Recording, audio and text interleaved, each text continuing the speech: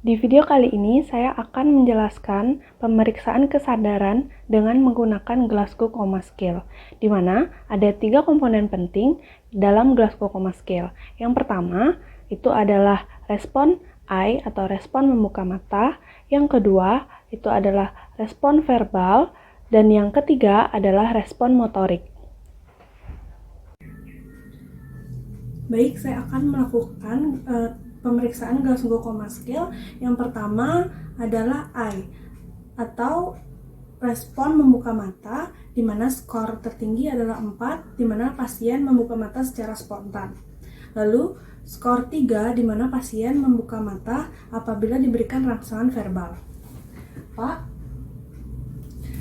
baik, selanjutnya skor 2, respon membuka mata apabila pasien diberikan rangsangan nyeri. Diberikan di supraorbital ataupun di sternum, dan pasien akan memberikan respon membuka mata.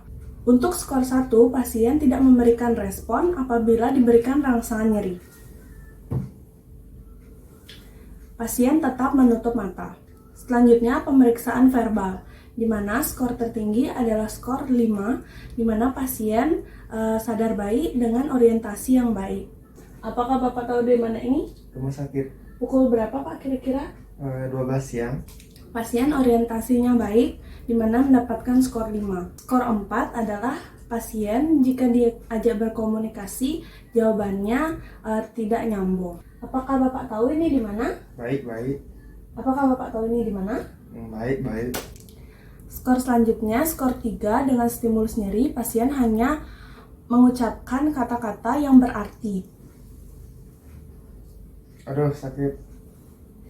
Baik, selanjutnya untuk skor 2 dengan stimulus nyeri, pasien mengucapkan kata-kata yang tidak berarti. Selanjutnya, untuk skor 1 dengan stimulus nyeri, pasien tidak memberikan respon apapun. Baik, selanjutnya adalah pemeriksaan motorik. Dengan instruksi sederhana, pasien dapat menggerakkan anggota tubuhnya. Bapak, apakah bisa menggerakkan tangannya? Baik, selanjutnya skor 5. Dengan stimulus nyeri, pasien dapat melokalisir nyeri tersebut. Baik, untuk skor 4, dengan stimulus nyeri, pasien bisa menghindarkan dari nyeri tersebut. Untuk skor 3, di mana dengan stimulus nyeri pasien melakukan fleksi abnormal atau disebut juga dekortikasi.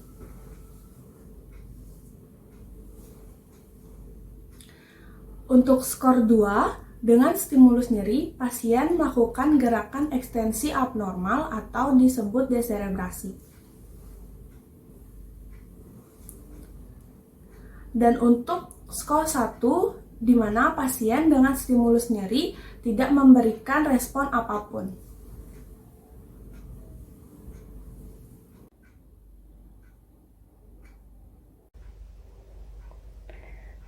Di video kali ini, saya akan melakukan pemeriksaan tanda meningeal, di mana pemeriksaan tanda rangsangan meningeal ini adalah pemeriksaan yang dilakukan pada pasien dengan gejala dan tanda gangguan sistem saraf pusat seperti meningitis atau pada pasien yang menyebabkan meningismus.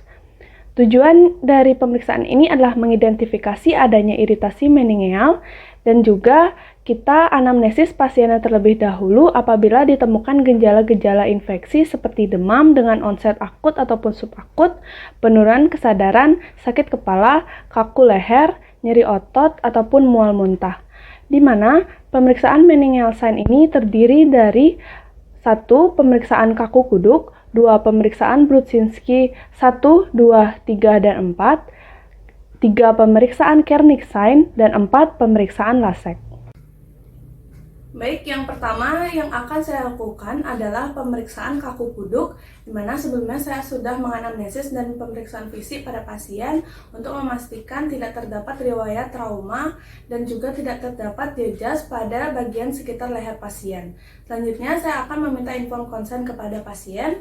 Bapak, saya akan melakukan pemeriksaan tanda rangsang meningeal, di mana ini akan merasa sedikit tidak nyaman. Apakah Bapak bersedia?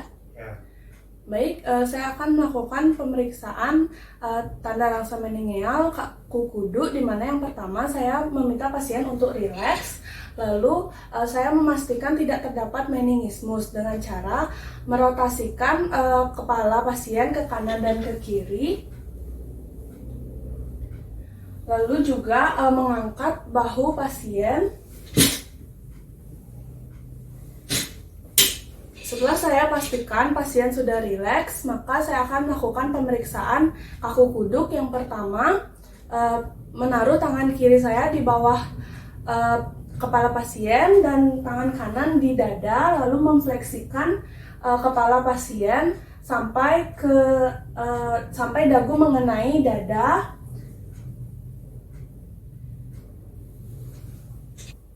Untuk interpretasi kaku kuduk negatif, di mana ini normal, di mana dagu dapat difleksikan sampai ke dada, dan untuk kaku kuduk positif, di mana terdapat tahanan apabila memfleksikan leher.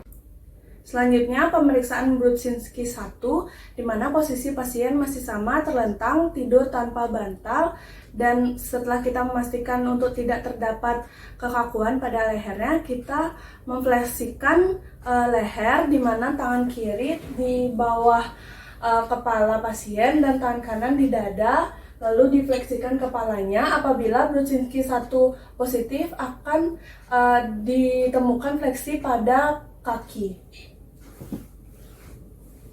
Baik, selanjutnya Brudzinski 2, di mana akan memfleksikan secara maksimal sendi panggul dan lutut, di mana apabila positif akan terjadi fleksi di kontralateral kaki.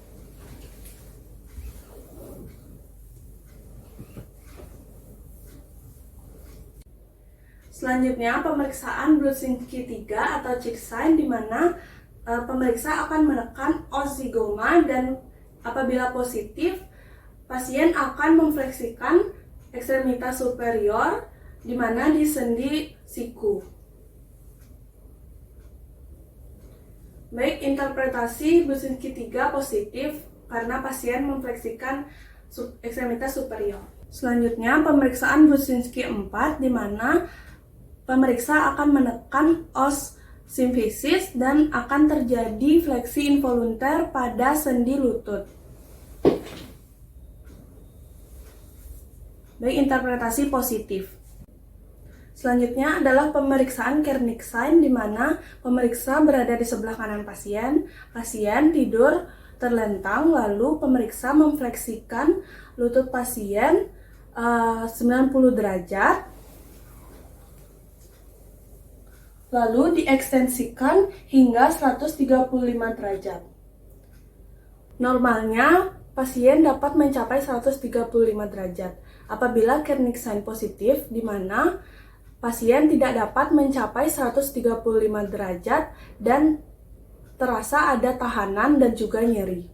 Selanjutnya adalah pemeriksaan Lasek sign, di mana posisi pasien tidur terlentang dan pemeriksa berada di sebelah kanan pasien, lalu pemeriksa mengangkat kaki pasien sambil mempertahankan lutut pasien tetap ekstensi, di mana normalnya ini bisa mencapai sampai 70 derajat.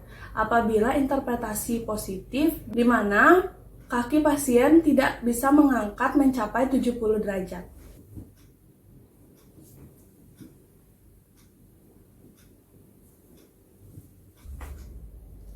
Baik Bapak, sekarang saya akan menjelaskan hasil pemeriksaan dari tanda rangsangan meningeal yang sudah saya lakukan tadi, di mana beberapa ada tanda rangsangan meningeal yang positif. Ini menunjukkan bahwa ada tanda-tanda inflamasi pada di kepala Bapak. Yang ini untuk menegakkan diagnosis, maka harus dilakukan pemeriksaan-pemeriksaan penunjang lainnya.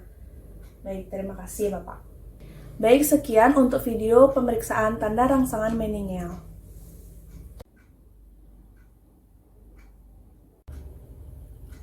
Dalam video kali ini, saya akan melakukan pemeriksaan tenaga pada ekstremitas superior dan inferior, di mana pemeriksaan tenaga ini dilakukan di bagian kanan dan kiri dibandingkan, serta untuk menilai kekuatan dari tenaga otot dari pasien.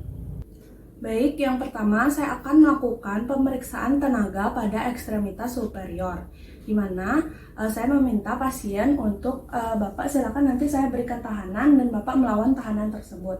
Yang pertama saya akan melakukan pada muskulus deltoid, di mana Bapak silakan direntangkan tangannya dan pasien lengannya abduksi, lalu saya berikan tahanan. Bapak silakan melawan tahanan saya dan dibandingkan pada kanan dan kiri. Pasien bisa melawan tahanan. Selanjutnya muskulus bicep, di mana pasien memfleksikan lengan atasnya. Bapak silakan ditekukkan, lalu kita berikan tahanan. Lalu tangan setelah baik.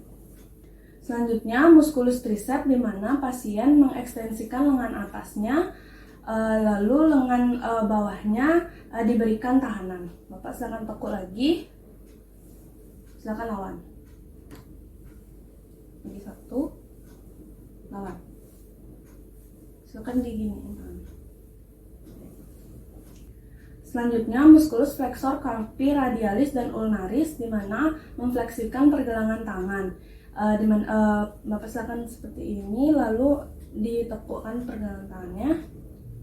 Bapak mencoba untuk ke atas ya.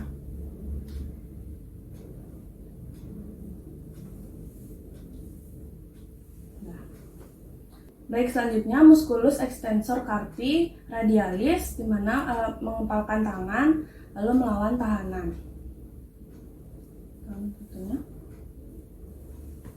Selanjutnya muskulus extensor carpi ulnaris, Bapak tangannya seperti ini, lalu dilakukan tahanan.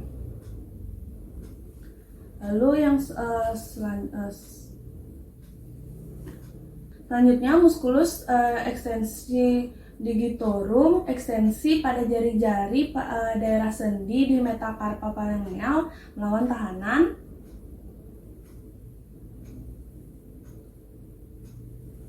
Selanjutnya muskulus flexor digitorum superficialis, fleksi jari-jari pada proximal interpalang melawan tahanan.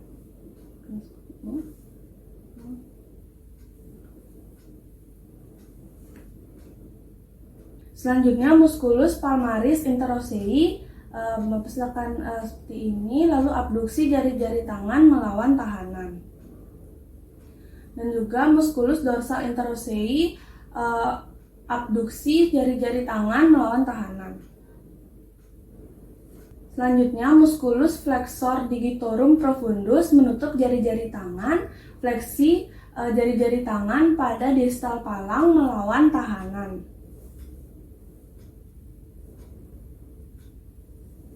Selanjutnya muskulus iliopsoas, fleksi pada sendi panggul dan sendi lutut, lalu diberikan tahanan. Lalu silakan melawan tahanan. Dan dibandingkan sisi satunya, difleksikan, lalu diberikan tahanan. Baik, Bapak silakan balik badan. Dan saya akan memeriksa muskulus gluteus maximus, ekstensikan panggul, lalu diberikan tahanan pada lutut dan panggul.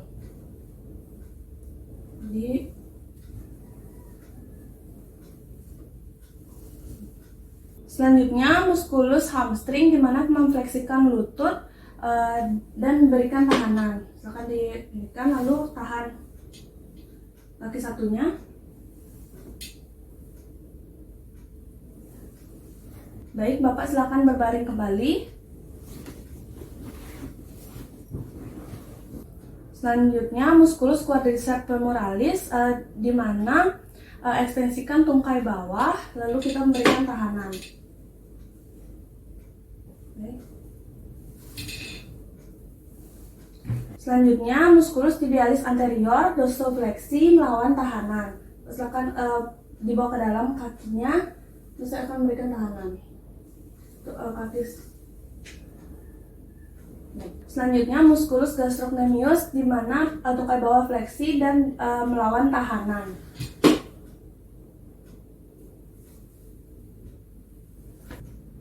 Baik, sekian untuk pemeriksaan tenaga di mana saya akan menjelaskan kepada pasien hasil dari pemeriksaannya. Interpretasi dari pemeriksaan tenaga ada beberapa skor.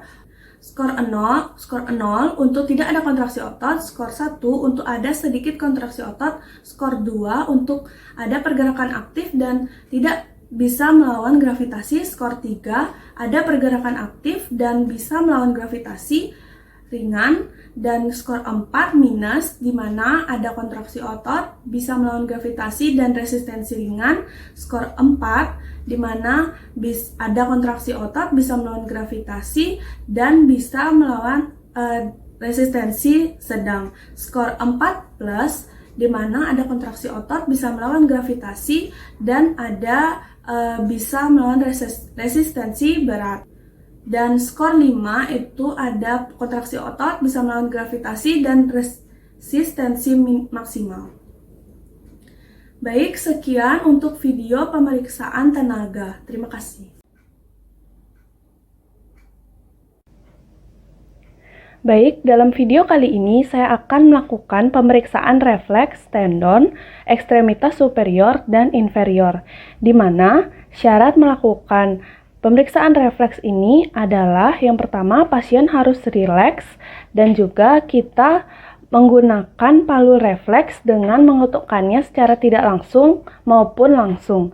Hal yang dinilai dalam pemeriksaan refleks ini adalah adanya kontraksi otot dan juga apakah adanya gerakan dari sendi.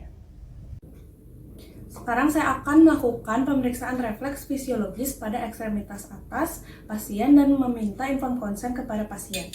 Bapak, sekarang saya akan melakukan pemeriksaan refleks pada Bapak dan akan sedikit tidak nyaman. Apakah Bapak bersedia? Sedia. Baik, setelah meminta inform konsen pada pasien, meminta pasien pada posisinya dan juga kita di sebelah kanan pasien, lalu melakukan pemeriksaan refleks pada ekstremitas superior. Baik, yang pertama, dengan menggunakan palu refleks, kita memeriksa refleks bicep, di mana lengan setengah ditekuk di sendi siku dan lengan bawah sedikit pronasi. Lalu pemeriksa meletakkan ibu jari pada jari tendon bicep pasien dan melakukan perkusi dengan menggunakan palu refleks. Dan apabila positif, ini kontraksi muskulus bicep dan fleksi sendi siku dan supinasi. Baik, selanjutnya refleks tricep lengan setengah ditekuk di sendi siku dan perkusi tendon muskulus tricep di atas oleh kranon dengan menggunakan palu refleks. Baik, apabila positif ada kontraksi dari muskulus tricep dan ekstensi pada siku.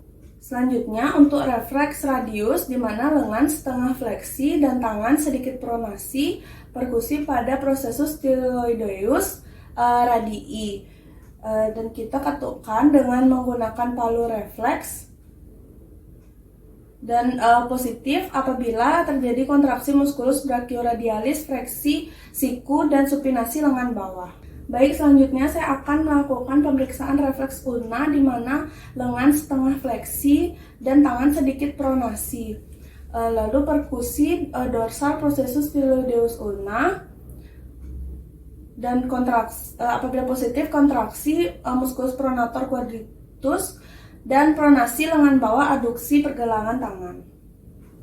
Baik, selanjutnya saya akan melakukan pemeriksaan refleks ekstremitas inferior. Baik, selanjutnya saya akan melakukan pemeriksaan refleks fisiologis ekstremitas bawah, di mana yang pertama yakni knipis refleks, itu tungkai fleksi sendi lutut, lalu perkusi ligamentum di patella.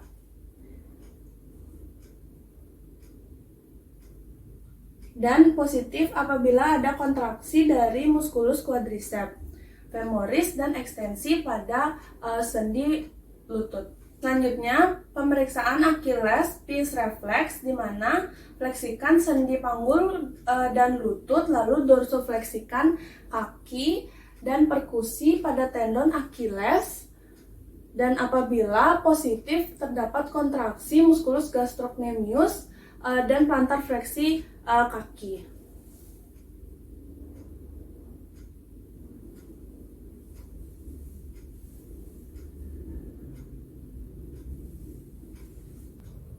Baik, sekian untuk pemeriksaan refleks tendon ekstremitas superior dan inferior. Dan sekarang saya akan mengatakan pada pasien untuk interpretasi dari pemeriksaan refleks tadi, di mana interpretasi dari pemeriksaan refleks minus arefleksia plus 1 hiporefleksia, ada kontraksi otot dan tidak ada pergerakan sendi. Plus 2 normal, ada kontraksi otot dan ada gerakan sendi. Plus 3 hiperrefleksia dengan perluasan kontraksi dengan klonus negatif. Plus 4 hiperrefleksia ada perluasan dan dengan klonus positif. Baik, dari hasil pemeriksaan refleks tadi, Bapak memiliki hasil pemeriksaan refleks plus 2 di mana itu normal dan tidak ada kelainan. Terima kasih. Dan sekian untuk pemeriksaan refleks fisiologis ekstremitas superior dan inferior.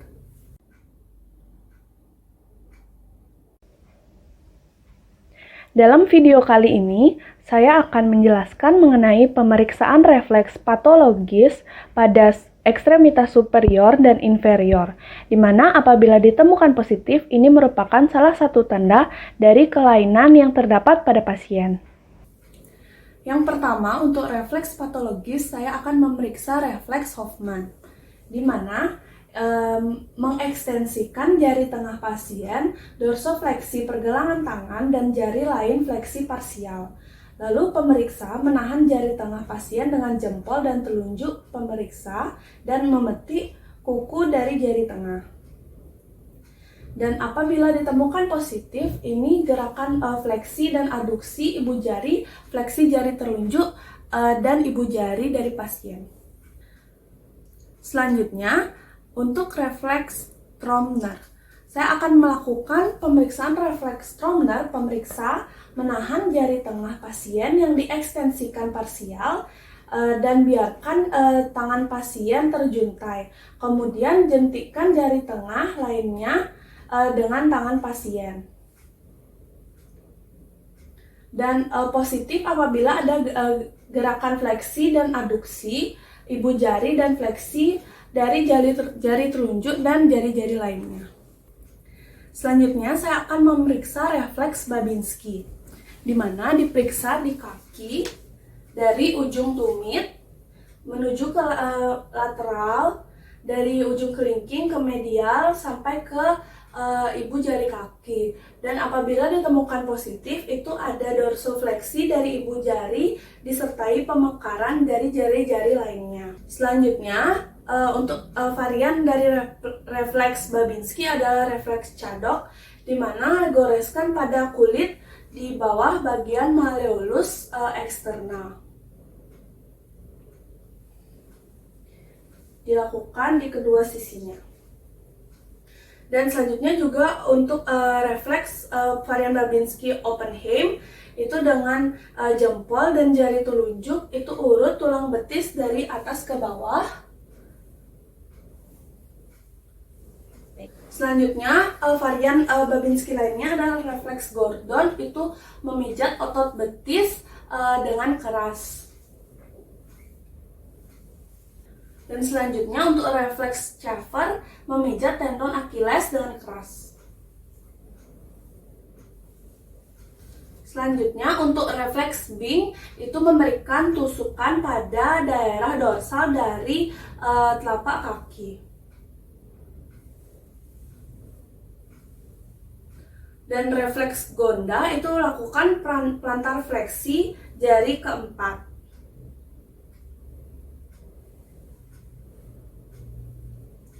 Dan refleks Starkey itu abduksi dari jari kelima. Selanjutnya, saya akan melakukan pemeriksaan refleks patologis Rossolimo dan Menel-Brechtru. Untuk Rossolimo, kita ketukkan palu refleks di bagian basis dari jari kaki kedua sampai kelima.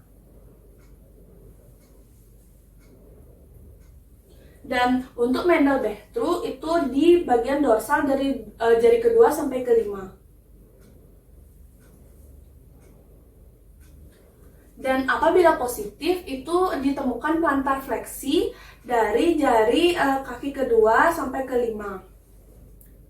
Baik, sekian untuk pemeriksaan refleks patologis pada ekstremitas superior dan inferior.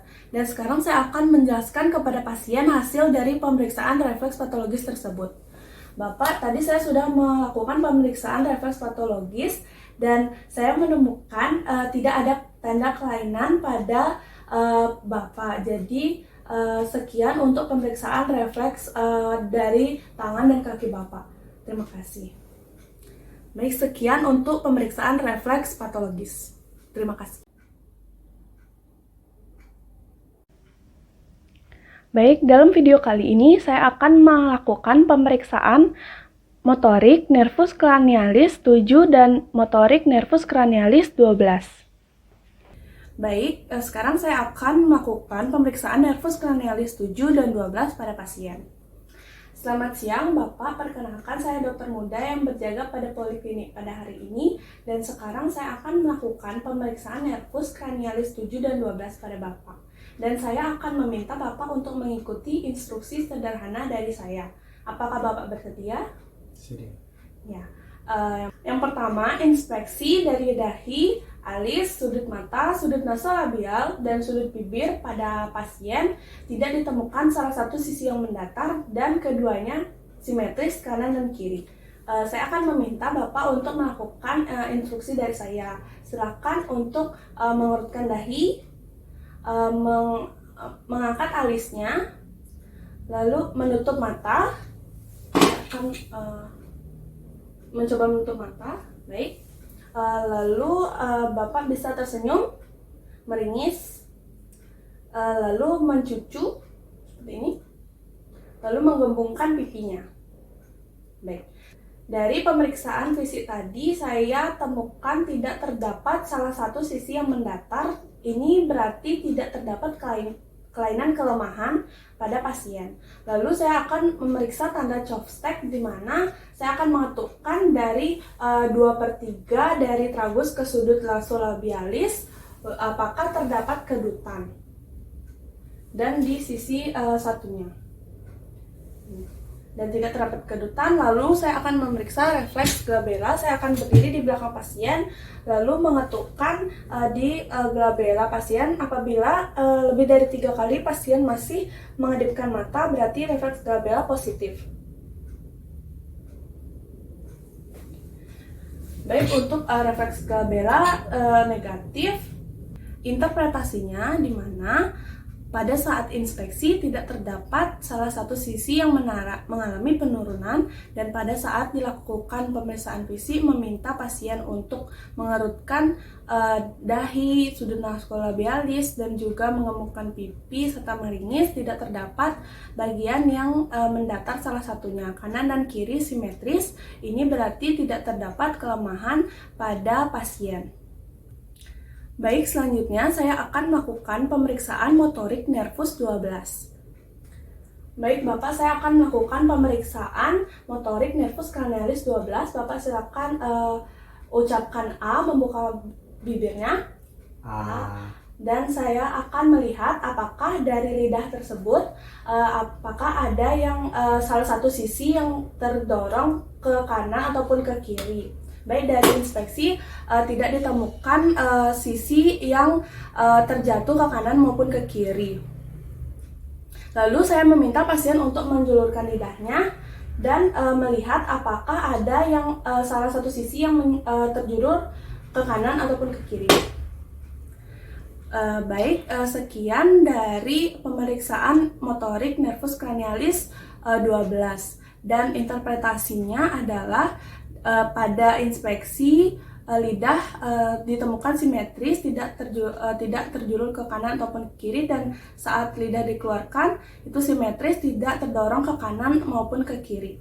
Baik Bapak, sekian untuk pemeriksaan nervus cranialis 7 dan 12, dan interpretasi dan hasilnya adalah tidak terdapat kelainan ataupun kelemahan di nervus cranialis 7 yang untuk mempersarafi wajah Bapak, dan 12 untuk mempersarafi bagian lidah Bapak. Terima kasih.